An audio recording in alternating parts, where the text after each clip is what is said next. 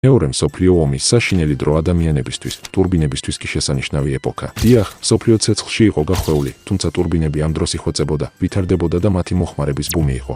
ლეგენდარული თვითმფრინავები, როგორიცაა B-17 ფორტრესი, B-24 ლიბერატორი, B-38 ელვა, გერმანული ფოკულფას 90-იც კი, ყველა ტურბოზე იყო დამოკიდებული, რომ მაღალ სიმაღლეებზე წარმატებით ებრძოლა. ძრავი კვდება 10,000 მეტრზე.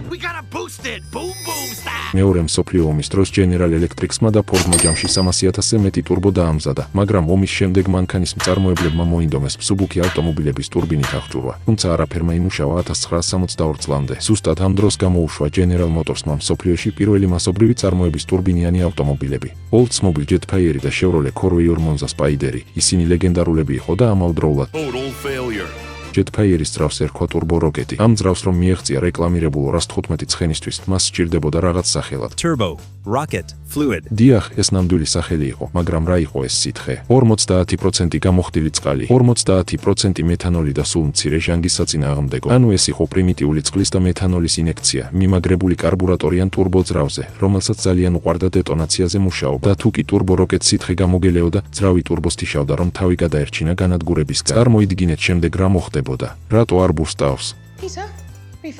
ხალხს ავიწყდებოდა სითხის ჩამატება, ზოგმა პირდაპირ ონკანის წყალიც კი ჩაასხა. შედეგად კი ძრავი გაუფუჭდათ. საბოლოოდ სადილეროებმა ტურბო სისტემის უფასო მოშორება შესთავაზეს მომხმარებლებს, რომ ეს ქაოსი დაესრულებინათ. გაყიდვები გაჩერდა და Jetfire ერთ წელიწადში საერთოდ გაქრა. დიახ, ეს მანქანები ჩაფლავდა, მაგრამ მათ დაამტკიცეს, რომ ტურბო მუშაობდა და ზუსტად ამ პიონერებმა დაუგეს გზა ყველა ტურბინიან ავტომობილს, რომელიც დღეს გვყავს.